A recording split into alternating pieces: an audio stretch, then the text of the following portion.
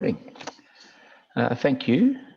Council acknowledges the Waterfront traditional owners of this land, and I pay my respects to all elders past and present, and to all Aboriginal and Torres Strait Islander people who are part of the Greater Geelong community today. Committee members are advised that this virtual meeting is being recorded and will be published on the Council's website. If any committee member loses connectivity with this meeting, they'll be marked as absent for the time they are away. If a quorum cannot be maintained during the meeting due to the members losing connectivity, we'll adjourn the meeting for 10 minutes to re-establish a quorum. If a quorum cannot be achieved, the meeting will be abandoned, postponed until next Tuesday, the 23rd of March. Voting by show of hands. Also, to speak to an item, please raise your hand. We ask to keep your mic muted when you are not speaking, to limit any background noise, as per the requirement of COVID-19 Omnibus Bill 2020, Part 12, Clause 394. Can I please have a show of hands from everyone that you can both see and hear myself and other committee members? Oh, lovely. The only thing, Peter, is Ben, we don't have a camera on. If Ben, you're there, could you turn your camera on? Yeah, we've got the chamber motto. Not sure if he's there or not. We might have to mark him as absent, Emma, until he appears. But I think we still have a Sorry, quorum. guys. Oh, there he is. I just feel, I'm driving into work. So for the first half an hour, if you don't mind, you won't be able to see my pretty face or my hands. So, my hand is up. I'm in. Yeah, we can imagine that, Ben. Thank you. All right, so have we any apologies, Nikki? From Amber, and Jody and Mark aren't here either coming, and we're still waiting on Bernie and Hugo. Yeah, okay. All right, thank you. Are there any declarations of conflict of interest in relation to today's agenda? No, if any arise during the meeting, please make them known. So can I please have a mover and seconder to confirm the minutes of the Central Geelong Marketing Committee held on the 16th of February? Need a mover, Narelle, and seconder, Steph Davey. All those in favour? Thank you. Any matters arising out of the previous minutes, Nikki? It was just for Jody to circulate. Sorry, I just got to find it where it's gone. It was the Peter McNabb report. The Peter McNabb report, which she has done, so all actioned. Okay, yep. Thanks, Emma. Thank you. All right, moving on to item 4 is question time. Have we received any questions? We didn't. No. Okay, we'll keep moving. Section B, reports, the agenda items. No, item 5 is the finance summary. Yes, so the February finance summary is included in your meeting pack. We do have some big projects coming up, Storyfest and May Magic, which will have a big spend, so you should see that in the next couple of months of the report going forward. But if you have any questions, just let me or the chair know. Any questions on that? No? Okay. Thanks, Nikki. Item 6 is the evaluation, Summer Kids Fund Program. Yes, so we don't normally provide the committee with an evaluation on the Summer Fund Program. That program is usually just a collation of events already happening within Central Geelong. So Central Geelong Marketing don't usually deliver any events or activities specifically for the program. We just collate it, create a digital digital guide, which goes online, and we communicate to the electronic kids database. However, this Summer Fund Guide we did deliver the treasure hunt activity once again, which was really popular in our last couple of school holiday programs last year during COVID. So we did end up getting more money from the committee to deliver that activity. So we thought we'd put together an evaluation for that fund guide. So just when you go through it, obviously it doesn't compare to past summer programs, but it does compare to past school holiday programs.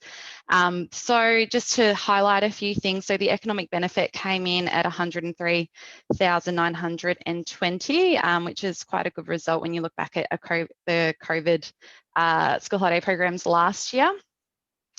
The total net economic output, again, was quite good when you look at COVID events last year too. So it came in at 275,000. Our return on investment was $27.39.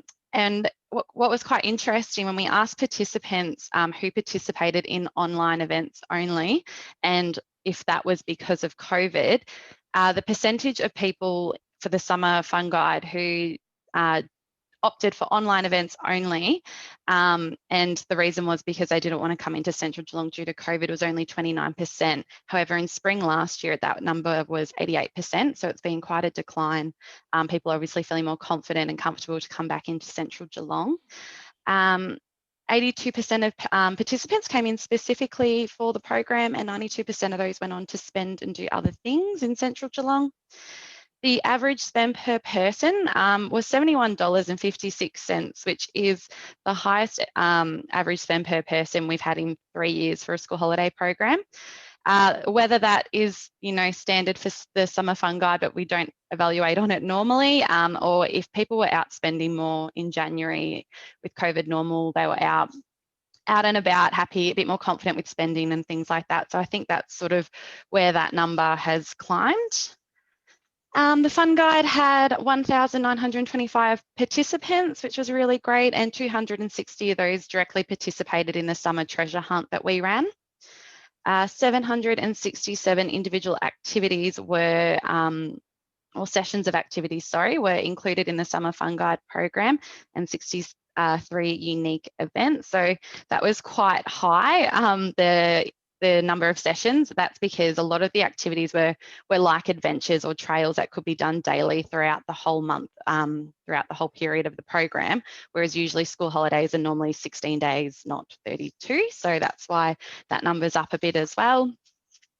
The participant satisfaction was really high, which is consistent with other school holiday programs. So 92% rated the program as excellent or very good.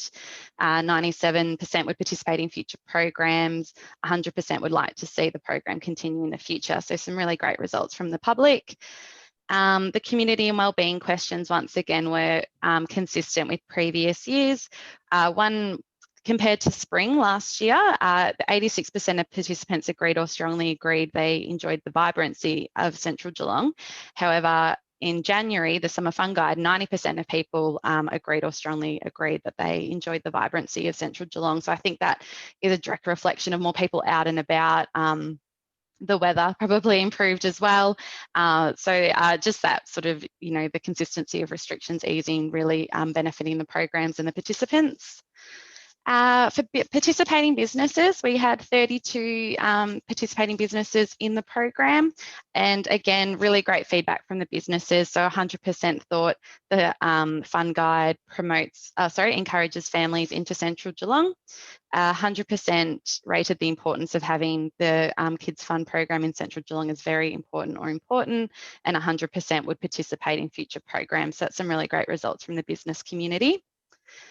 Changes to previous years. So obviously the event was delivered under COVID restrictions. It was a COVID normal restriction time, I believe, at that point. And we did deliver an event, the Summer Treasure Fun Hunt. Summer Treasure Fun Hunt. With the budget, we came in just under, so we had $12,000 allocated, and we came in at just over 10,000. Just looking at the digital results, so we don't go too much out in print media with the Summer Fun Guide, but we do focus more digitally. So the Facebook reach was over 30,000, Instagram was over 9. We sent out 3 EDMs to the kids database, email database. So there's no print version. So the postal database we have for families didn't receive this program. And then just down to the suggestions for future improvements. So in future, if we're back to, I guess, normal, not COVID normal, but normal where there is no COVID element or overlay of restrictions, that CGM, we go back to not delivering any events in January. It's a really tough time to get businesses on board, because you go out to them in December, which is obviously peak Christmas trade, and they're really busy and they don't want to talk to us or sign up to anything. So it was a bit of a hard slog for Belinda to get the 5 businesses she did involved with the treasure hunt. However, if there is funding available and we are still in a COVID world, it's definitely something we can look at implementing again to support businesses and move people throughout the city in a COVID safe way. Bringing back the print program where possible. So last year, the postal database never received a program. So because Storyfest mail out got cancelled. So they haven't received a program since spring 2019 in the post. So we definitely think that was missed. That's about 2,500 people on that database. So for Storyfest, we will be printing a program that will get posted out to them, as well as the online edition. We will also be encouraging those people to sign up to the email database, and maybe having missed so many programs, they'll be more likely to do that. And overall, I think that's it. And just well done to Belinda for working on this program, and Julie for helping with the digital components. So my recommendation is that the committee notes the summer 2021 Central Geelong Kids Fund Program evaluation and suggestions for improvement for future school holiday programs, pending the continuation of Central Geelong marketing. So I'll hand it over to the committee. Thanks, Nikki. No worries. It's certainly impressive. You know, a little bit backs to the wall sort of stuff, and to go out and do this sort of program. And the figures are very impressive. Anyone else? Any comments? All quiet. Felicity. Yep. Sorry, I just totally agree. Well done to the team. It is so hard to get anybody to even communicate with you during December. I know our retailer that was involved found it really great. So yeah, just well done. Thank you. Thanks, Felicity. And I noted Heidi was nodding when you were talking about the same sort of challenges, Nikki. So, yep. Anyone else? No? All right. So, great work. And we'll need a mover and seconder for the recommendation. Moved Bernie and seconded Felicity. And all in favour? Thank you.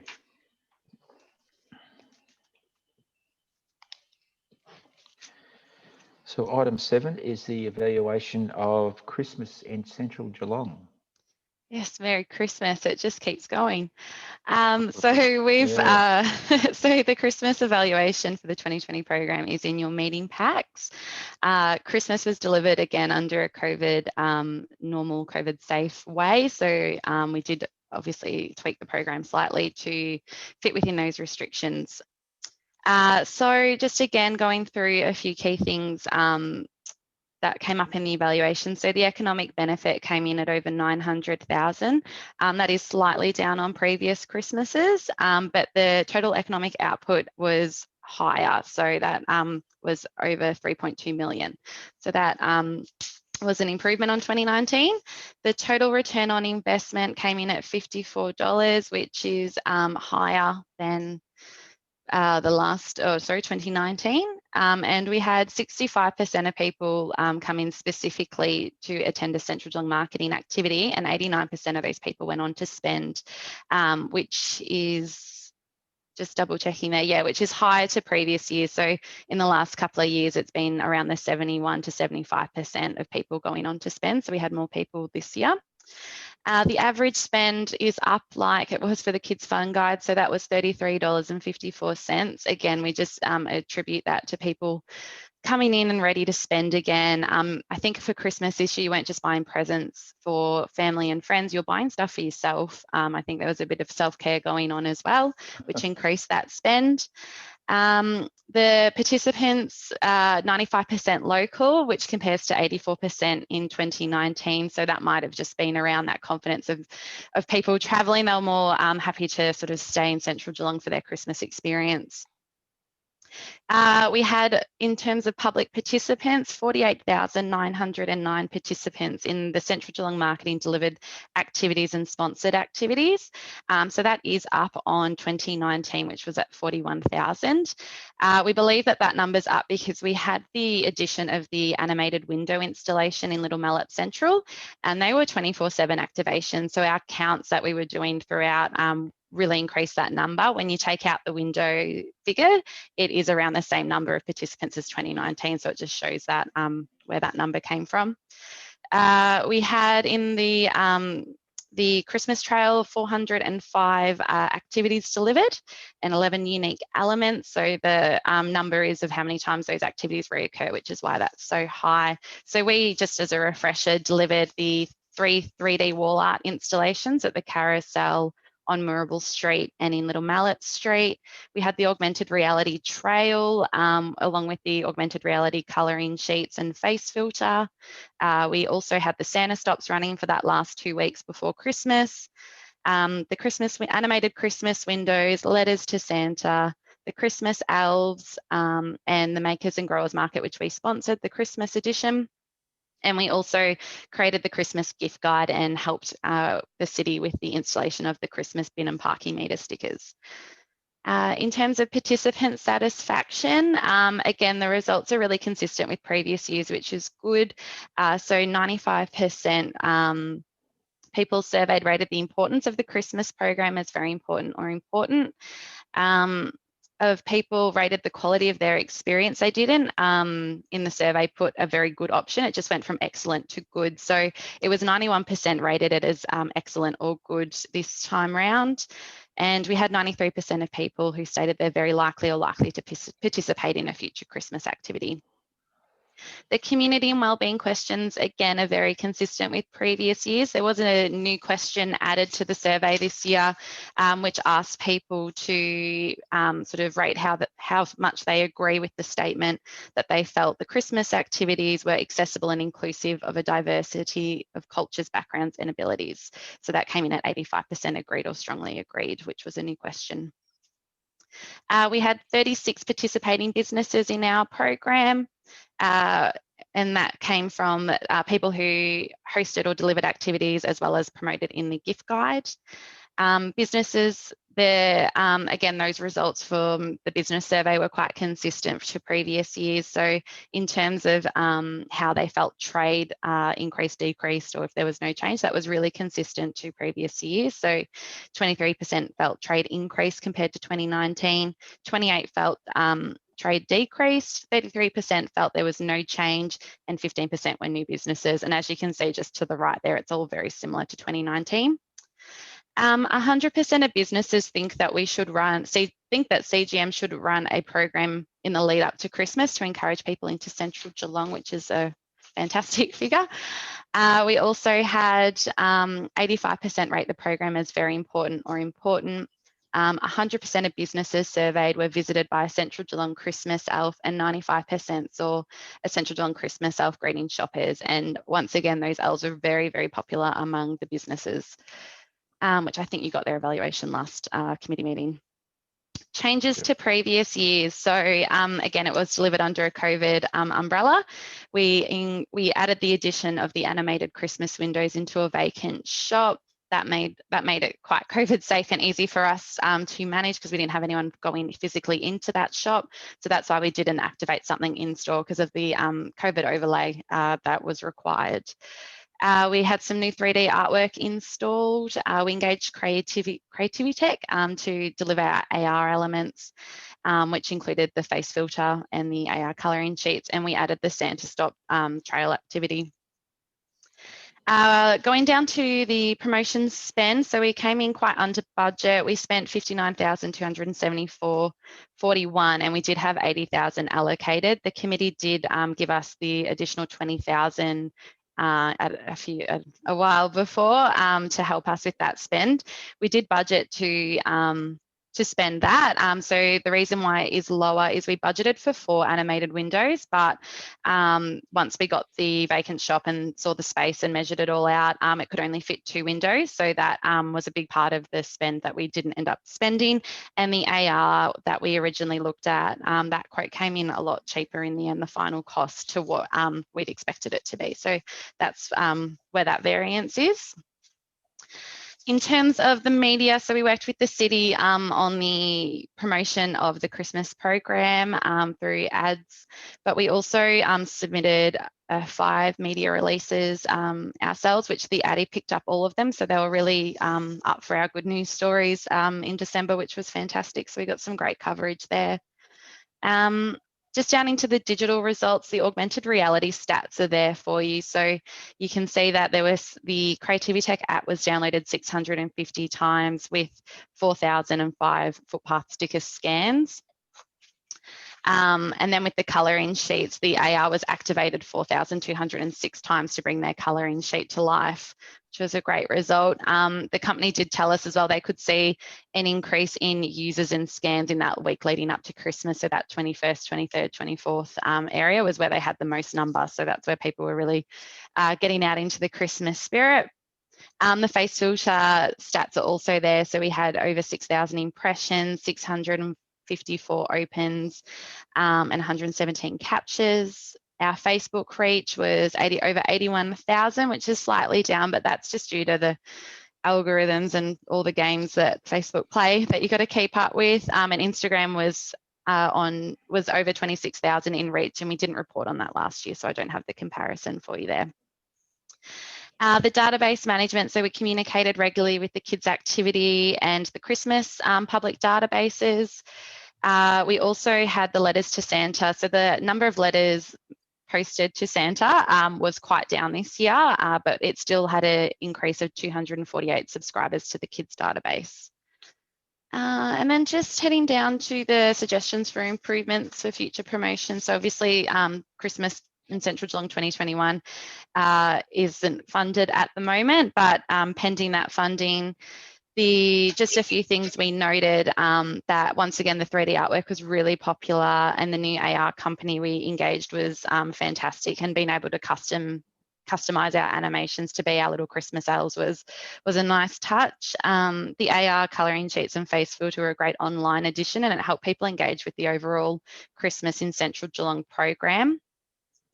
The windows are definitely something we'd consider bringing back again if we had the opportunity. They were really well received, and I think in future, the more you have, the bigger the impact. The Santa Stop activity, as much as that concept with the sort of treasure hunt and free treats worked really well in past school holiday programs, it didn't work so well at Christmas time. We did it from the 11th of December up until Christmas, and I think a combination of schools not finishing until a bit later and people just being really busy in December, they just didn't have time to get out there and do that activity. But I think we still had around 60 to 70 participants, I think, do that activity. The vacant shop activation, where we'd normally have, the ride on reindeers or the neon room or the tinsel room, what we've done in past, we felt was missed. People really do love that free activity they can go and immerse themselves in. And we think we should consider bringing back those neon elements we have in storage from the 2019 program, and whether that's activating shop windows or creating another room or experience would be really beneficial, and conduct regular pedestrian counts and surveys at CGM activities just to assist us with the program evaluation. So my recommendation is that the committee notes the 2020 Christmas in Central Geelong program and suggestions for improvement pending the continuation of Central Geelong marketing. So I'll hand it over to you. Thanks, Nikki. Well done. Well done there. I mean, certainly Geelong has the reputation for the Christmas program, highly regarded, and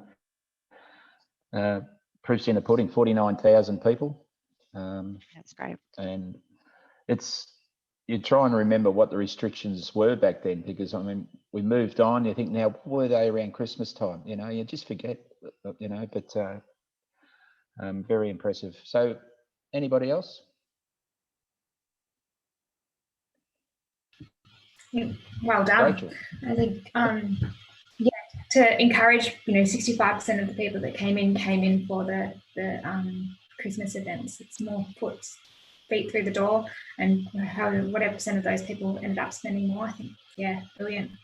You guys delivered a really good and safe event, and kept pivoting, and really good learnings for our future events too. Yeah, definitely. Thanks, Rachel. I mean, everybody loves the elves, don't they? They love the elves, and they love Christmas windows. They do. They do. Anybody else? All right. Okay, we'll keep moving, and it's need a mover and seconder for the recommendation that notes the program. Moved Greg and seconded Heidi. All those in favour? I think I saw everyone's hand up. Thank you. And under budget too, Nikki. Yeah, yep, we were. All right. So item 8 is the update on the Storyfest. Yes, so I just wanted to provide you all with an update on the Storyfest, Central Geelong Storyfest. They're coming up in the autumn school holidays. So the program for Storyfest launches to the email database this Thursday evening, with bookings for the Central Geelong marketing activities opening at 12 p.m. on Friday. So it's pretty exciting. We unfortunately had to cancel Storyfest last year at the last minute. We literally had the programs in their envelopes ready to be posted, and we had to pull the pin due to COVID. So it's really exciting that we're back and finally delivering, I guess, as normal of a program, I think, as we have in 12 months. So Belinda's worked really hard and has put together a jam-packed program. The program features over 266 activities, 61 unique, and there are 21 participating businesses at this stage. Program highlights, so we've got the Dino Mania live stage show, which will be put at the library. That show was, I think, scheduled for Storyfest last year, and we've been able to sort of keep moving them, and finally we've got them in. So that'll be a free show. There'll be 2 sessions available, and that'll be free for participants, but they do need to book in. We partnered with MOPA, the Museum of, sorry, I just see Ben pop back up there. With MOPA, the Museum of Play and Art, to create a special Storyfest installation throughout the program. So it's an immersive story time at MOPA, and they're creating essentially like a cinema style installation where they'll tell stories through live reads, projections, sound, in all sorts of ways. So participants, it will be included in the normal entry fee to the museum, and it's just an extra thing people can go and explore while they're visiting MOPA. So you still need to book in through MOPA, but there's no additional cost to be able to access that exhibition throughout Storyfest. We've engaged Creativity Tech to bring back some augmented reality. So we'll have an augmented reality adventure, which is essentially like what we did at Christmas, where there'll be markers throughout the city, and kids and families can walk, find the different markers and activate them to discover different characters. So there'll be Easter Bunny to tie into Easter, and then there'll be Easter Bunny's friends. So there's a hedgehog, a panda, trying to think what else there was. There's, yeah, I think 4 different other characters to Easter Bunny. So there'll be 10 locations altogether. We'll do 2 of each sticker. And we're also going to use the AR colouring sheets again, that can be collected from participating businesses because they were quite popular. We're arranging some craft activities at the carousel. So there'll be 3 different types of craft. There's a cherry blossom tree making, a fairy and bird house making, and a under the sea photo frame making workshop. So they're all free again, bookings required, and they get to take home what they make as well. The Storyfest writing competition is back with Platform, and Platform, we've also partnered with them so that they can deliver a series of workshops for kids aged 8 to, I think it's 16. And they're all sorts of different workshops, from comic book writing to embroidery, photography and everything like that. So they're quite diverse, and they're all free as well. And we're also working with the Central Geelong Waterfront Department. They've rented the Little Mallet Street vacant premise that we put the Christmas windows in, or the Reindeer Academy, whatever you remember that as. And they're going to work with, I think it's the Bebop Circus, to put in 2 window installations. So one window will be Teddy Bear's Picnic and the other window will be a puppet circus. And then there'll be 2 dates throughout Storyfest where you can come and see a live puppet show within those windows. Which is a nice little addition as well. So there are a lot of free activities in the program this year, probably more so than in the past, but there are still a few paid elements as well. There's also, you know, activities from Westfield Market Square, the library, National Wool Museum, the gallery, and businesses. So like Rook and Viet Rolls are doing little cooking classes for kids and things like that. So it's a really exciting program. And we've also included an Easter fun guide at the back of the program to promote all the Easter activities happening in that first weekend of school holidays. Businesses can still register to be involved in the program. If you're talking to anyone, they'll just be included in the online versions, not the print guide. And as I did mention, I think earlier, that we are printing the program this year. So we'll print 4,000 copies. Over 2,500 of those will go to the kids' mail database that haven't received a program in a very long time, which will be really exciting. And we'll get them out to the visitor info centres, customer service centres, participating businesses, and we'll do a targeted drop as well to any other suitable businesses in central Geelong. We're also going to make sure we're encouraging participants to opt out of the postal database and move on to our email database, just to reduce the need to do this printed program as well in future. Our advertising campaign will commence this weekend as well, with both print and digital elements. So we've also got additional money in the budget this year to do some Google ads and some more extensive paid social media promotion of Storyfest, and do a bit more of a database drive too, to encourage people to sign up to the kids activity email database, because that's sort of a revolving database. As kids get older, people unsubscribe because they don't need the program anymore. So we need to keep filling that with the new kids coming through. I'll make sure we forward you the launch EDM we're sending to the kids activity database on Thursday. So I'll send it to committee members Friday morning, so you can see what we've gone out with, and you'll be able to click the link to see the full program yourself. Normally at the committee meeting, we would have handed them out to you. But I do just want to acknowledge the work from Belinda. It's been a really challenging time, and she's been able to deliver this really incredible program with the support of Julie from a digital component, but also the rest of the team have jumped in and helped where possible. So we've finally created almost a normal program for the first time in 12 months, which is really exciting. It's still a COVID safe program. There's still all those measures in place, but we're able to still put on live performances and do things we weren't able to do last year, which is really good. So yeah, that's just your update on Storyfest. Are there any questions? Thanks, Nikki. No worries. It sounds like a fun program for adults too. Yeah, get in. Yeah. Well, Mopa, where are they based? They're on McKillop Street. They're in the old Winter Garden building. Oh, yeah, okay, up the top there. Yeah. Yeah. Yeah. Yeah. So they've been there for Nice. a couple of years now, I think. Yeah. They launched just before COVID. Oh, was it? Oh, that's unlucky. Yeah. Yeah, they opened January 2020. Mm-hmm. There you go. Must visit. It's very, very cool for kids. It's very immersive. They do activities to boost their confidence and their skill. Like anyone that's, I don't know if anyone in the committee's taken kids there, but it's absolutely fabulous. Zoe and Hamish went there last year. Hamish Blake and Zoe Foster Blake, they went there last year, which was fabulous. So yeah. I'll have to find a kid to take.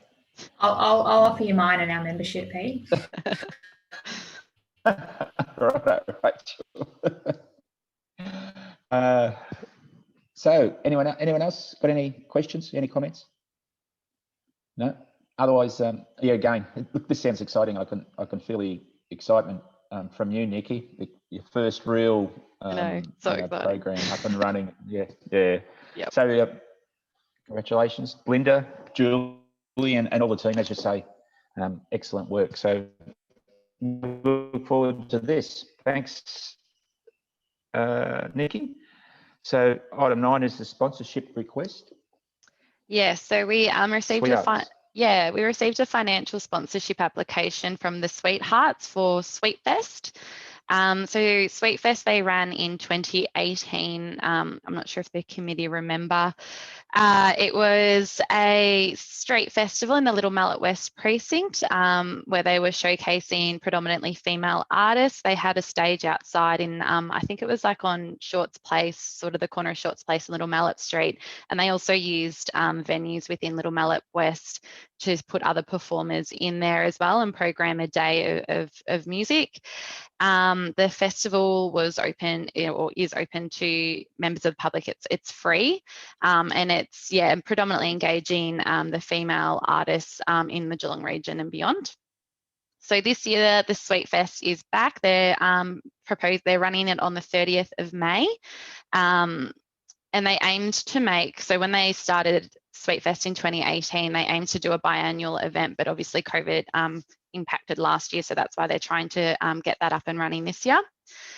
The proposed location of the event again is back where it was in 2018, so in Little Mallet Street West, and they plan to use music and hospitality venues within that precinct as well to stage performances. So they're looking at Pistol Pete's Piano Bar and Beeves Bar is what they've listed here.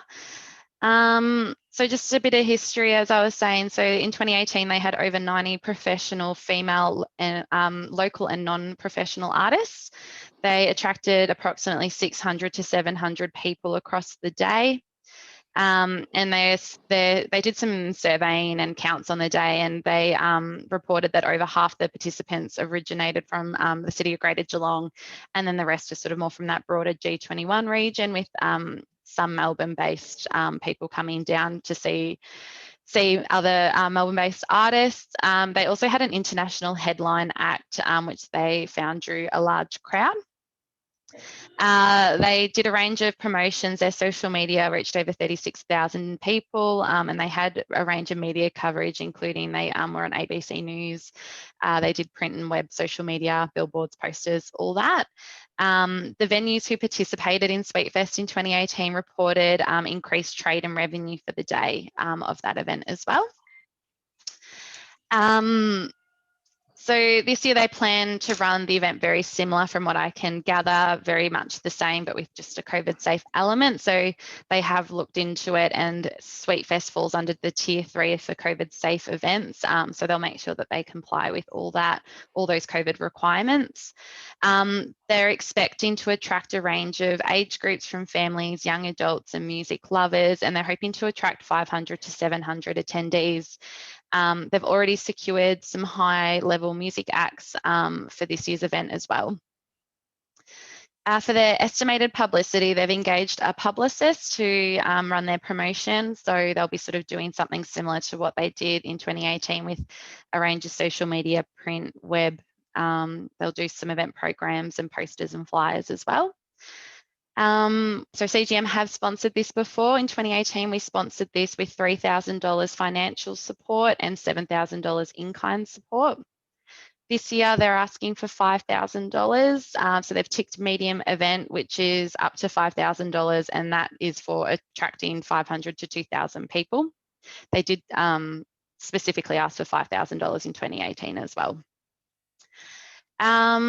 For the $5,000 they're requesting, in return CGM, we would receive, I've jumped ahead. So the funds would be used towards their publicity. So the $5,000 they proposed would go towards the publicity requirements of Sweetfest. And they've just listed out a few things there in the application. So the publicity services, the signage, video and photo asset creation, and social media advertising. They haven't sought any funding from GME or Geelong Major Events. The event aims to enhance trading opportunities for businesses. They're wanting to use existing venues in the precinct. And they're sort of put in here as well in this, they're demonstrating how we'd be an appropriate sponsor, obviously the location, but tying into those the criteria of wanting to create the vibrancy in central Geelong and bring community together. They have also indicated that a number of Little Mallet Street businesses have already agreed to participate and host performers in their venues as well on the day. They also have secured, so Sweethearts are a non-for-profit organisation, but they have secured funding from, so they've secured an Arts Commission grant from COG, and that money is going towards the funding of the artists performing. So they're asking for money for us for publicity, and that sponsorship has gone towards the artists. In return for the $5,000, they are offering us inclusion of logos on all signage, posters, websites, social media, and acknowledge us as a major sponsor of Storyfest. And then they've also just indicated there about how they'll evaluate the event so that they can report back as well, so through surveys and counts and anecdotal feedback. So just down to, I guess, my comments. So the committee's identified sponsorship in our 2019 to 2021 annual activities plan, and we currently have about $9,000 still available to allocate towards events and activities in the budget. In 2018, we did sponsor Storyfest with $3,000 cash and $7,000 in kind. This year they're asking for $5,000 sponsorship, and they've indicated that we'll get all those benefits through logo placement, through print and digital and signage.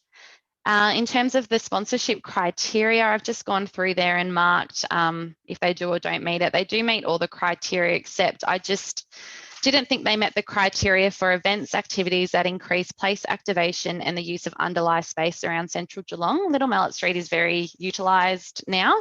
I mean, looking back though, last year with COVID it wasn't, but traditionally it is very utilised and activated space. So my recommendation, based off the that the event's very similar to 2018 and they're expecting the same number of participants, that we support this event with cash sponsorship of $3,000 and in-kind support of $7,000 in return for the sponsorship benefits listed in the proposal. So I'll hand it over to the committee to discuss. Thanks, Nikki. Does my memory serve me right that when they had this event back in 2018, was that a really hot day? Was that? I think it was, yeah. Like up nearly 40 degrees or something like that. I think you're right. Anyone else? Narelle, do you remember that at all? It was either that one or did Pistol Pete's put on one as well at one stage? I don't know whether Pistol Pete's had one, but it could have been. It was either that one or something that Pistol Pete's did. Yeah, they were the two quite close together, weren't they? Yeah. They were both really quite big and really good from memory. Yeah. It was on around maybe the same time as the air show. Remember the heat at the air show? That was around 40 degrees, Yeah. Anyway, it's got nothing to do with this application. You wouldn't consider the 5,000, Nikki? I just wonder why you've got, they asked for 5, we go 3. I just went 3 just based off the attendance that they're expecting. It's the same as what they actually got in 2018. So sort of thinking, and there's no additional sponsor value or anything like that. So just sort of, that's where I guess my thinking was around that. We weren't really getting anything extra. So I figured it was probably around the same value as last time. But it's up to the committee. If you'd like to give them more, you can. I agree, Nikki. Yeah, no, that's okay. Yeah. You're not getting anything more out of it. Do you know who the acts are? No, they haven't listed who they are. They tend to be past sweethearts who have gone off and done big things, and then they come back for this stuff. So they tend to be those performers. Yeah, I mean, and in the application, it doesn't actually say, well, not that I saw anyway, about a stage, in Shorts Place. It hasn't said that's exactly where they're putting it this year. That's where they put it in 2018. But they have indicated that they will be in that precinct in the street in some way. Yeah, okay. That's really the only place they can put a stage in the street anyway. So I would suspect that's probably where it has to go if they're going to do that. Okay. Any other questions, comments from the committee? Greg. Thanks, Greg. You still mute, Greg. Yep.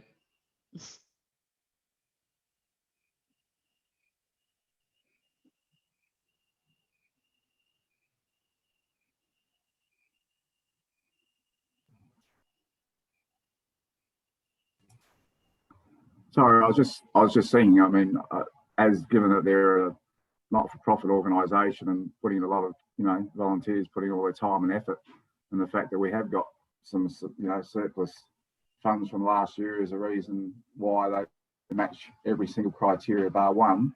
They couldn't just give them the 5,000. I don't see what harm it would do. Thanks, Greg. Anyone else? Heidi, thank you. I guess just to Greg's point, and knowing the budget that we have, is it likely that we'll have more, like I'm assuming this is a financial year budget, is it likely we'll have more applications for support between now and then? I don't think so. We don't usually get much more from this point onwards, and it's usually then for the new financial year if they are seeking funding. So usually, from memory, we usually get to around Pistol Pete requesting money, and we usually nearly give out the last lot of allocation. So yeah, we haven't, we didn't have him come through for Mardi Gras this year, and there were a few that haven't come that we would normally have, which I think why we've got that little bit extra still left. But I don't expect much more would come through between now and June, unless we, I don't know, increase to 4, kind of medium. I think what we're looking at the moment is it's great to see them come back sooner than later to try and get things happening. I think we'd all agree anything that's bringing people back to the CBD is a good thing. So perhaps give them 4 if we can. Just my thoughts. Thanks, Heidi. I'll meet halfway. Anyone else?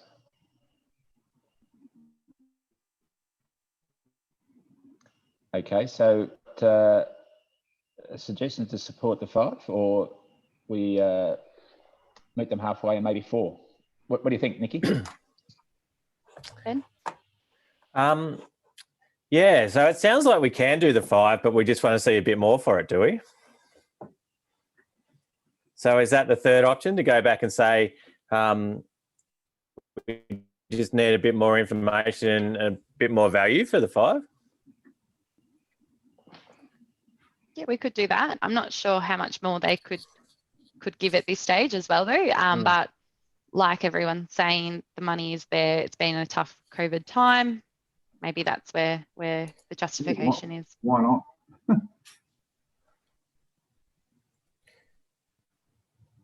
Yeah, Rachel. This isn't a why not, but is $5,000 a lot for 7 or 800 people? Like, is that a lot? What's our normal ratio of people? I mean, I love that it's a free event, so So in a sponsorship criteria or in the application, it indicates that so for the $5,000 that medium level event where the max you can ask for is $5,000, the number of people that sort of suggests is an event. So a medium event is expected to attract 500 to 2,000 people in one day, and that way they can ask up to $5,000. So I guess, maybe the $5,000 was looking at more of that higher 2,000 people. But yeah, I think that's sort of where that.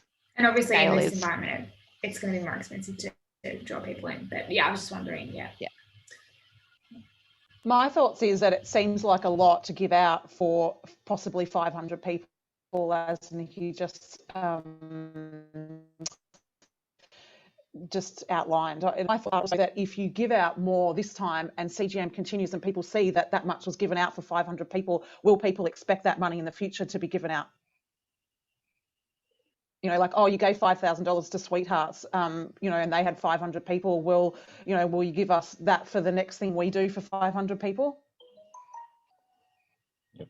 That's my thoughts. And yeah, Nikki basically saying, well, then they're not doing anything different to what they did last time. So, yeah.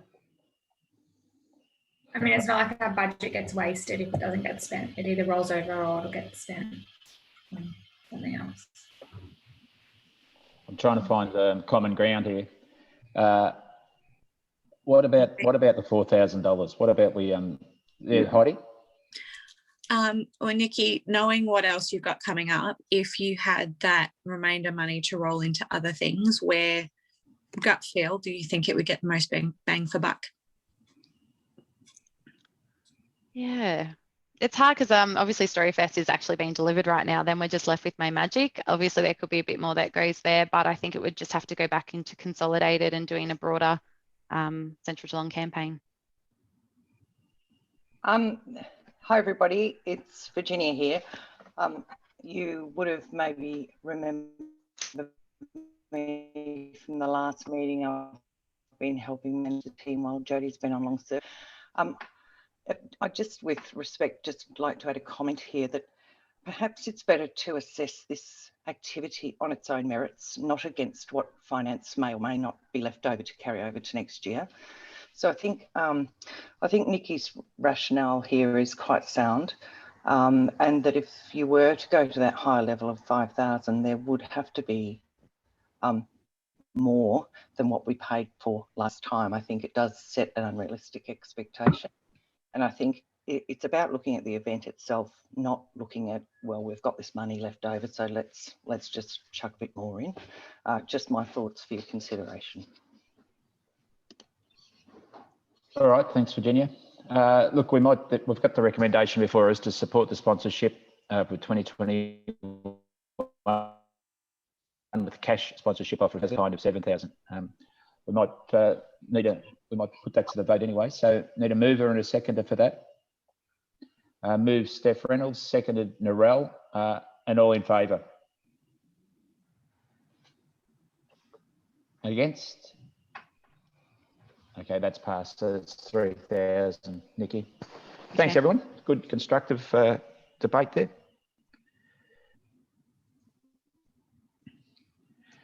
So item 10 is, is that got a special rate update, have we? Yeah, I'll be giving that one, Peter. Okay, Virginia, yours. So as you know, everybody, that we're in the middle of the submission period currently. So submissions are open for the month of March in relation to Council's intention to declare the special rate.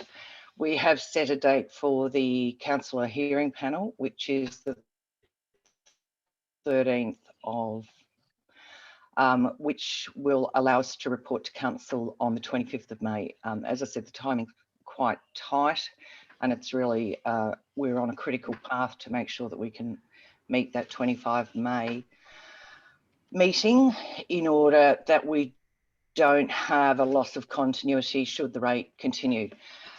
So far we've received, well, I've received around about 10 submissions.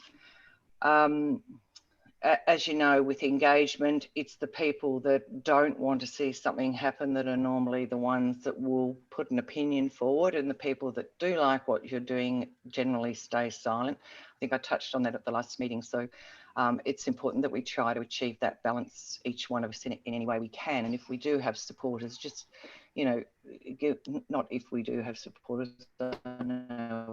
we have many, but if we do have some people that would like to make a submission, please give them a nudge and get them to put pen to paper, because it's not going to make any difference if they don't do it that way. This is different from an engagement process. I keep having people ask about the engagement. It's not an engagement, it is a submission period. It's guided by section 223 of the Local Government Act. It's for people to register a submission for or against the resolution of council. So that's an important distinction there. Of the submissions that I've received so far in the negative, they're predictably from the professional and service sectors. They don't perceive value in the services offered by Central Geelong Marketing, but we don't need to go into that debate. We know that there is value if they would like to participate, but that's the perception that they have currently. And even out of that sector, a lot of are supportive, but they don't want to pay for it, which is something that we knew already. The Council's resolution directed officers to seek feedback from the Central Geelong Business Reference Group as part of this process. However, there's a technicality with that, because the Business Reference Group, also by Council, are not going to be convened until July. So long past our current rate period. So instead we have gone and called for submissions from the former CBD task force that operated last year for a short time, and considered 3 main elements of CBD commercial life, of which Central Geelong was one. So we have invited that group to provide submissions as well, and they are property owners in the CBD. That was a condition of being members of that group, so they would have actually got the engagement, got the submission anyway, but we've just made sure that we've covered them off. With my assessment, anecdotally, and of course it really means nothing, the report that I'll write for council will be completely factual, but anecdotally, I see a lot of support for what Central Geelong Marketing does. However, people just don't want to pay for it. The message that has been coming through loud and clear is, in this post-COVID situation, everybody's struggling. The CIV rates in the city are already some of the highest in the state, and they just feel this is a too big an impost to put on their business at such a time. The counter argument, of course, is that, well, can you afford not to do it? Because businesses need every help that they can get at the moment to get up and running again. Also through that, given that they see the value, they think it's actually a service that council should provide. They see it as a placemaking function, of which we know many other cities and regional centres provide through council. So just anecdotally, that's the message that's been coming through to me so far. So that's just a brief update. Does anybody have any questions? Virginia, is it 5 years that the council's resolving for? Yes. Yeah.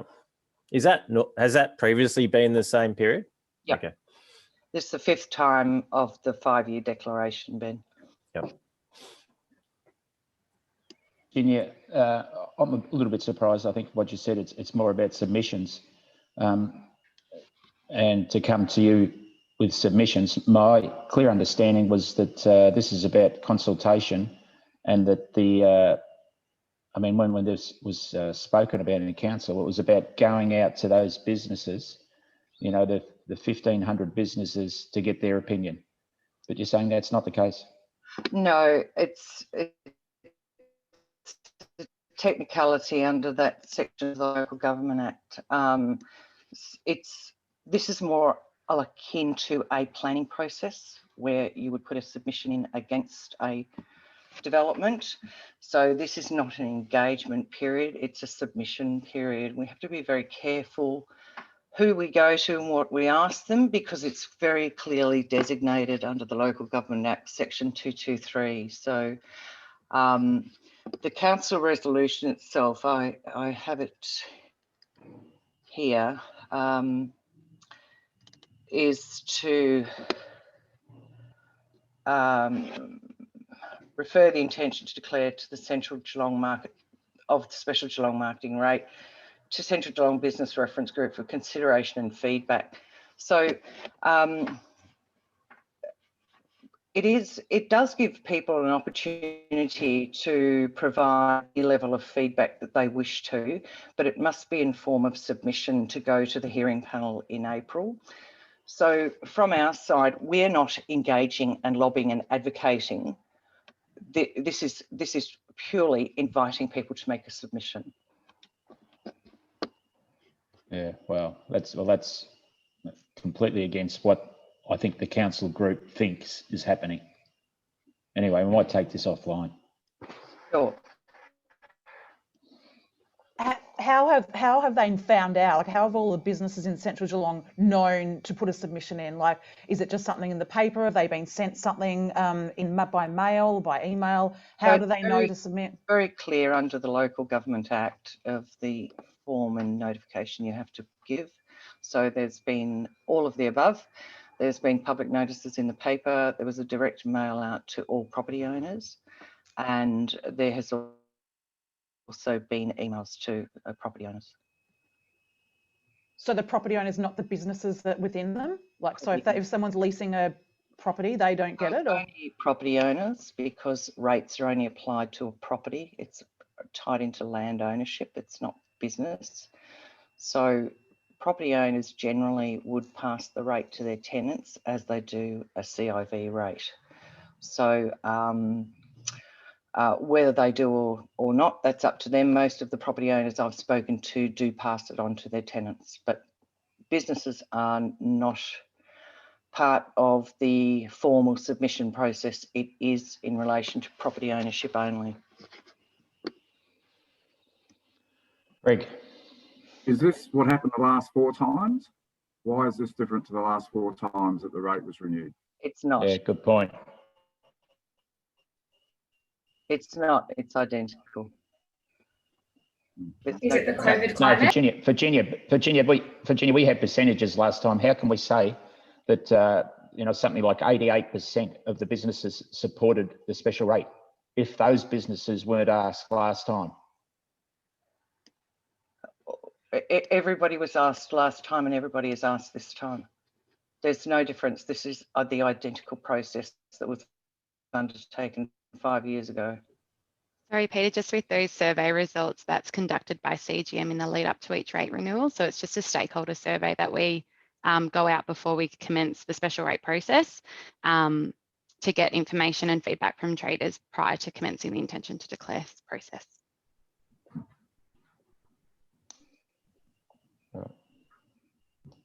Anybody else? Thanks, Virginia. I was just going to, can I just say, so at the moment there's only been 10 submissions, is that right? Yeah, that's correct, Narelle. And that's theoretically all from property owners who don't like it. Not theoretically, actually, yes. So why didn't this happen last time? I don't understand why we're in this position this time. And sorry, haven't we previously gone to VCAT for it? Yes, you did last time, I believe. Greg, sorry, can you repeat your comment? I was here last time the rate was reviewed, and I actually don't remember having the same dramas then. So I'm just questioning. I'm not sure that I would. What's the drama you're perceiving? Well, exactly what you're saying. There's only been 10 submissions, and they're all against, and there's nobody coming forward saying they like it. So I'm not. There was more submissions against last time. Okay. I think we ended up with, correct me if I'm wrong, Nikki, but I think I read it was 29 for and 16 against last time, was it? Yeah, something like that. A couple of those took us to VCAT. It being a submissions process, that's a very statutory driven process rather than, an engagement period. So they do have the right to take the matter to VCAT if they request, which is what happened last time. So we're not near there yet. But we've got 2 weeks to go. Thanks, Virginia. Thanks, Peter. So just we're at the Executive Officer Month Overview. Nikki. Yes, so that is included in your meeting packs, just the overview of where we're at with everything. Just a couple of things to note in there, which one thing that I actually didn't put in there, which was my mistake, sorry, but we have updated our Story Continues document for this special rate period. So from the 2016 to 2020, sorry, trying to get my dates right, 2021 period, which just summarises all the benefits of the programs we delivered in that 5-year period, or up until now when it's done, so it won't include this Storyfest or May Magic. So that document's been printed and will be available later this week. If anyone would like a copy, I can email that through to committee members. The February digital reports in your meeting pack. Just a few things in February that happened. So obviously the Facebook ban took place, the news ban. That didn't impact our page. We didn't get shut down, but overall it did impact the results of Facebook, your reach and things like that. So we were on track both sort of for Facebook and web, but all that's that 5-day lockdown mixed with the news ban sort of impacted those numbers.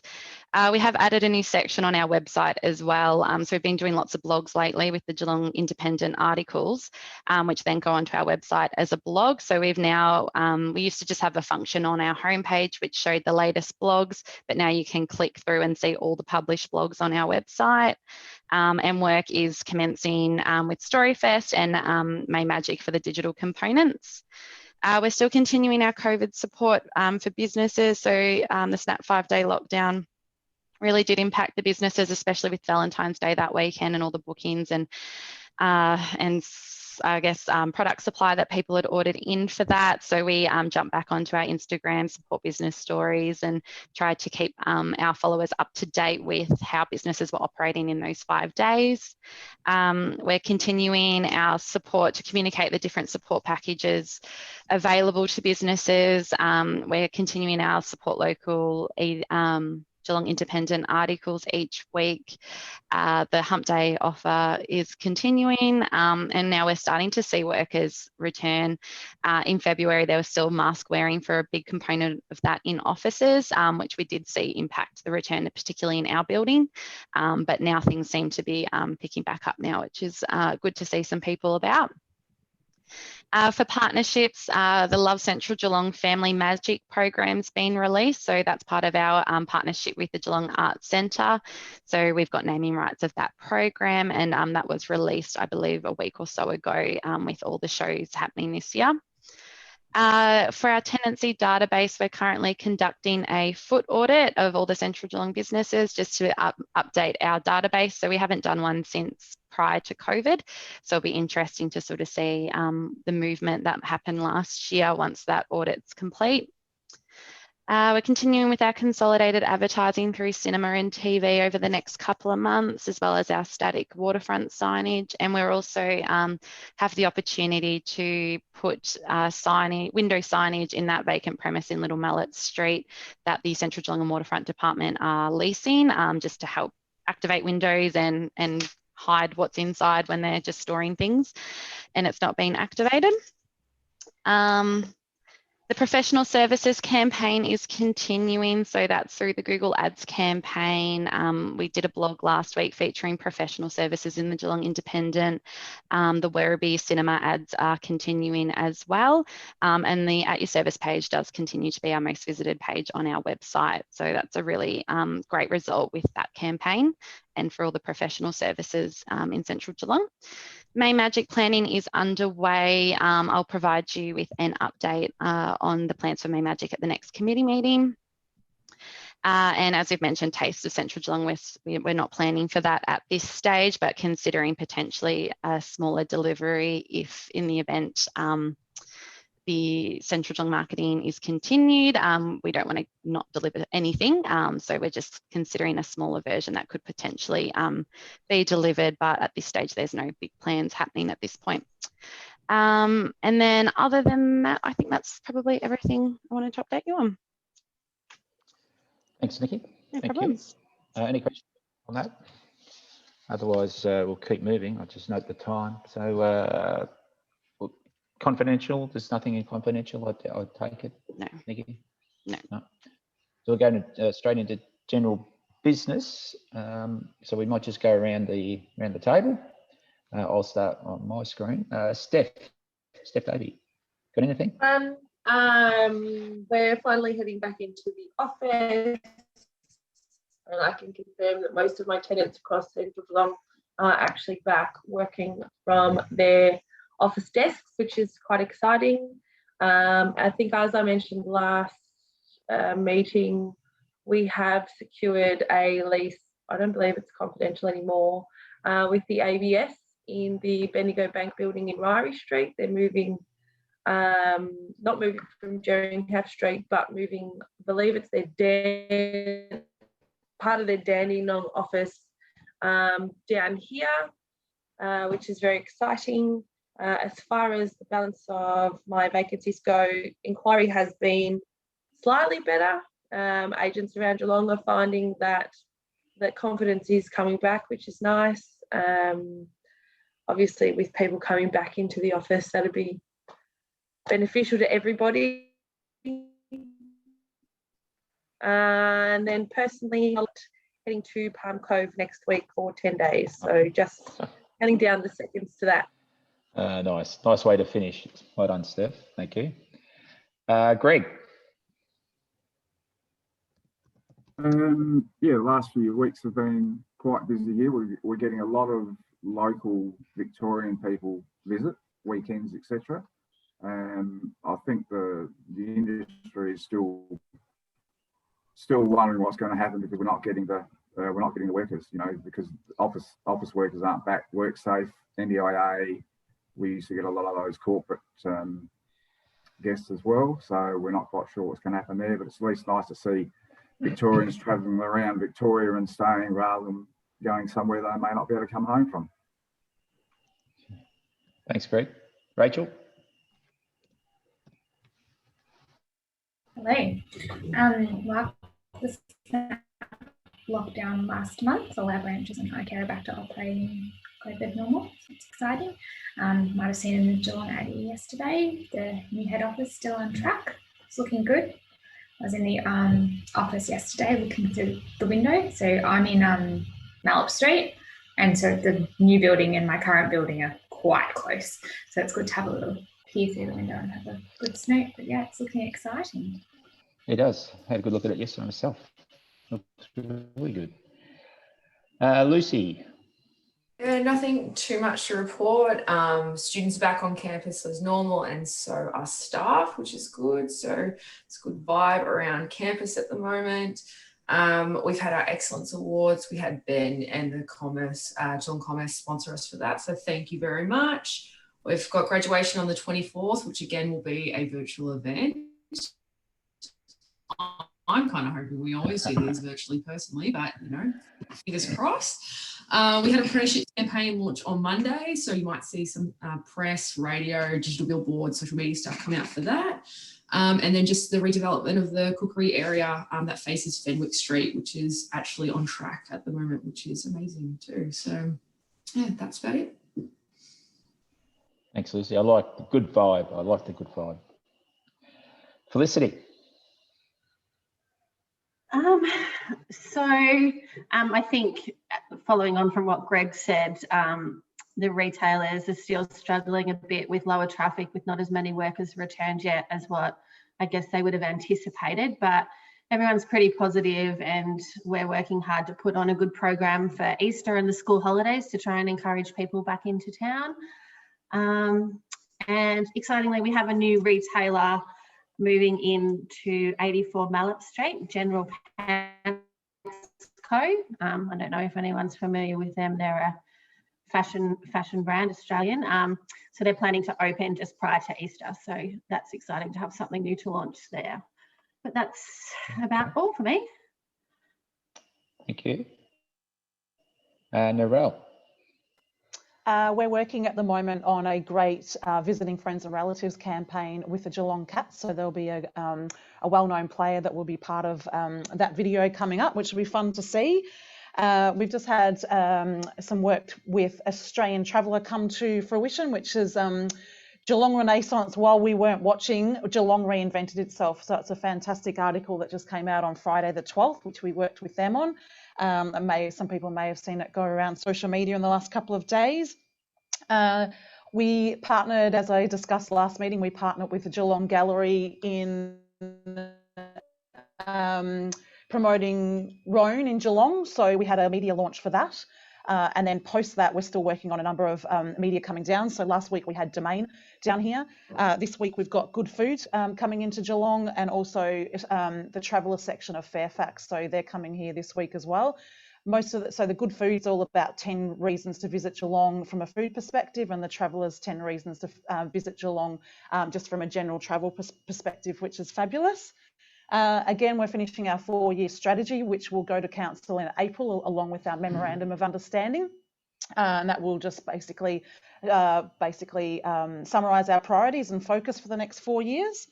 The VIC at the carousel is going well. And on a personal note, I stayed at the new R Hotel on the weekend to try that out. So it was a different perspective to see Geelong, and it was great to see what the product's all about. So yeah, that was good.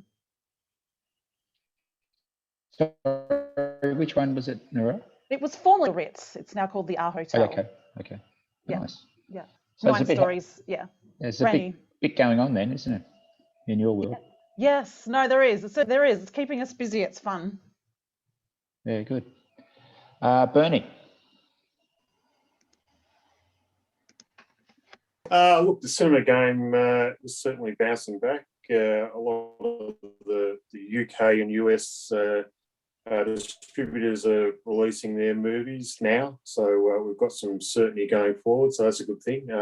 In terms of product coming down the line, starting really Easter weekend and moving onwards, so yeah, it's really positive as far as that goes, so that's a big step forward. I would have thought probably 2 months ago we were down in the doldrums, but we certainly see a path forward going in the next 12 months. So it's a good step forward for the industry as such. So we're quietly confident. Okay, great. Ben.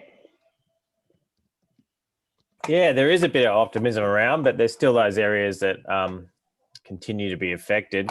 There's actually a fair bit of work going on in the background now. You'd be aware of this, just conversations around rebuilding and whether it's with RDV or different arms of the government. So there's a fairly strong effort to make sure Geelong ends up with its fair share of support. So we'll see how that all pans out. You don't often see a lot of that work, and I'm just learning myself, but there is a lot going on.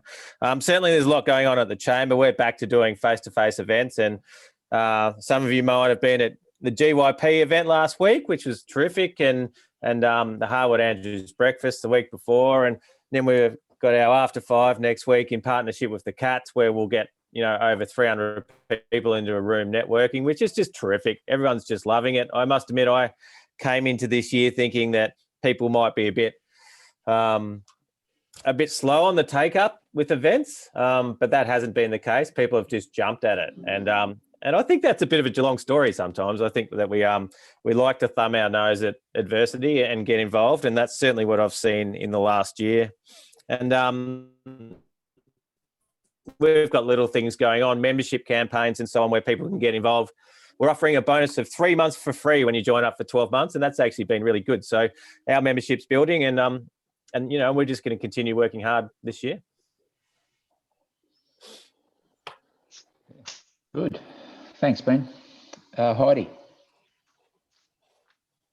Yep, pretty busy on the front. At the moment, we're really focused on customer engagement and membership acquisition. So we launched an app, Westfield Plus, at the end of last year, and we're really encouraging customers to sign up. So until April 1st, customers have the chance to win $10,000 every day.